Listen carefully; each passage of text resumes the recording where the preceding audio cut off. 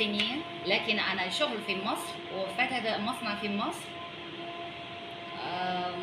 مصنع ايه بقى؟ اسمه ايه المصنع؟ المصنع بلاستيك المواسير، وكمان الفتين لبولين بولي إيثيلين.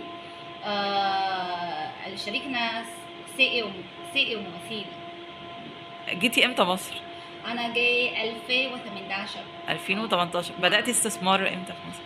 2019 أول مصنع في مصر. في مصر. اول مصنع كان على مساحة قد ايه؟ تقريبا 10 سنة. 10. 10,000 متر. وبعد كده توسعتي؟ وبعدها وسع يعني ب 13000، فالمجموعة يعني 23000. 23,000 متر مصنعين. نعم دوبت. في توسعات تانية؟ نعم نحن كمان